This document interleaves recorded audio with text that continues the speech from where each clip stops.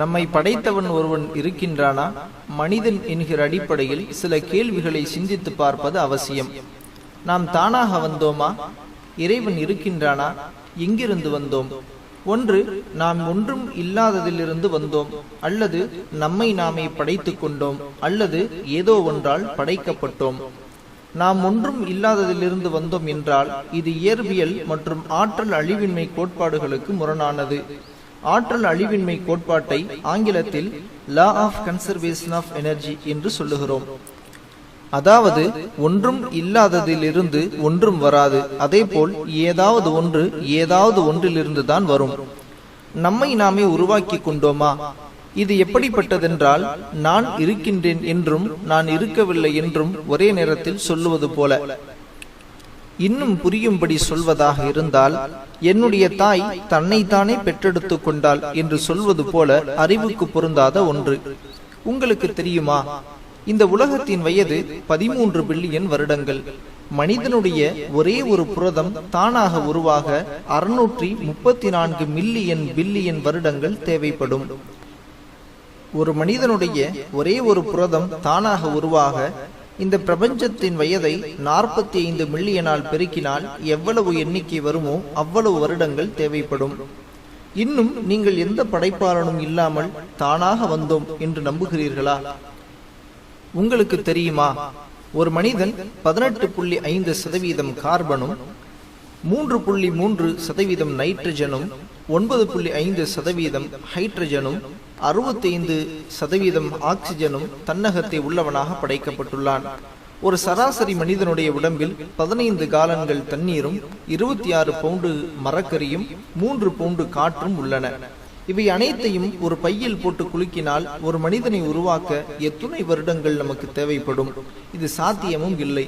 இன்னும் நீங்கள் எந்த படைப்பாளனும் இல்லாமல் தானாக வந்தோம் என்று நம்புகிறீர்களா? இருக்கக்கூடிய எல்லா நவீன தொழில்நுட்பங்களையும் பயன்படுத்தி மனிதனுக்கு நிகரான நேர்த்தியான ஒரு ரோபோட்டை உருவாக்க நம்மால் முடியாது. இருக்கக்கூடிய எல்லா நவீன தொழில்நுட்பங்களையும் பயன்படுத்தி 576 பிக்சல் திறன் கொண்ட மனித கண்களுக்கு நிகரான ஒரு கேமராவை நம்மால் உருவாக்க முடியாது. இன்னும் நீங்கள் எந்த படைப்பாளனும் இல்லாமல் தானாக வந்தோம் என்று நம்புகிறீர்களா?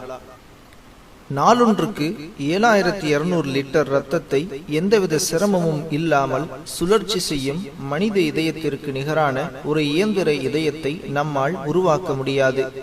இன்னும் நீங்கள் எந்த படைப்பாளனும் இல்லாமல் தானாகத்தான் வந்தோம் என்று நம்புகிறீர்களா? நாளொன்றுக்கு 180 லிட்டர் இரத்தத்தை சுத்திகரிக்கும் 24 மணி நேரமும் இயங்கிக் கொண்டிருக்கும் சிறுநீரகத்திற்கு நிகரான ஒரு இயந்திர சிறுநீரகத்தை நம்மால் உருவாக்க முடியாது. இன்னும் நீங்கள் எந்த படைப்பாளனும் இல்லாமல் தானாக வந்தோம் என்று நம்புகிறீர்களா?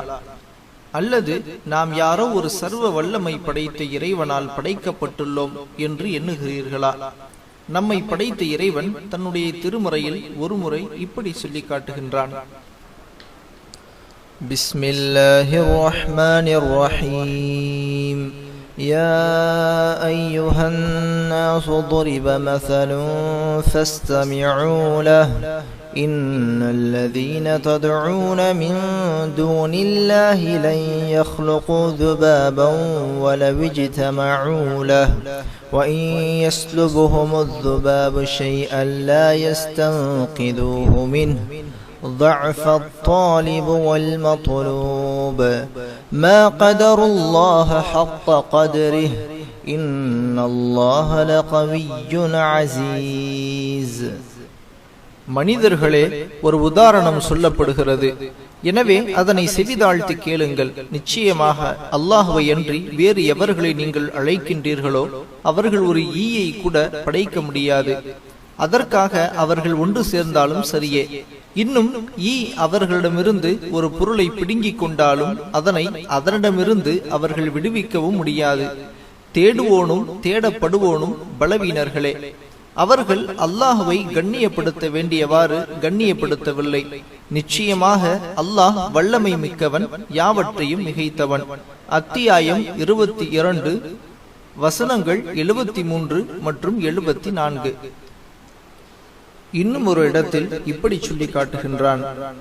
بسم الله الرحمن الرحيم الذي خلق 7 سماوات طباقا ما ترى في خلق الرحمن من تفاوت فارجع البصر هل ترى من فتور ثم ارجع البصر كرتين ينقلب إليك البصر خاسئا وهو حسير. அவனே 7 வானங்களையும் அடுக்கடுக்காக படைத்தவன். மனிதனே, அந்த ரஹ்மானுடைய படைப்பில் நீ யாதொரு ஒழுங்கீனத்தையும் காண மாட்டாய். மற்றொரு முறை அதனை கவனித்துப் பார், அதில் யாதொரு பிளவை நீ காணுகின்றாயா? பின்னும் இருமுறை பார்.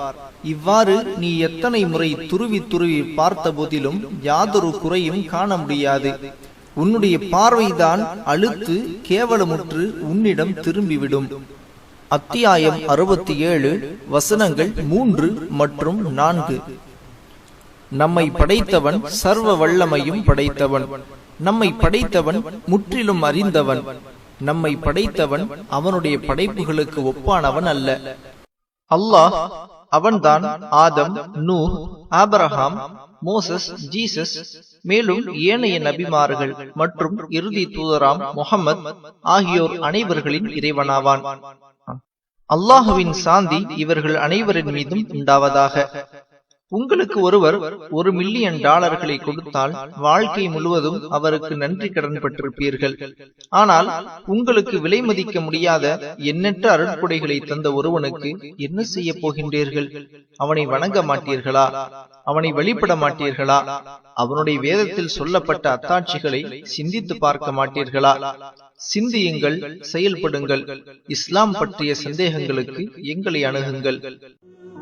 قل للكون وقل للخلق وللأزمان كم تهنأ وفؤادك يملأه القرآن قل لهموم الناس وأسئلة الحيران كم فيك سرورا وسلام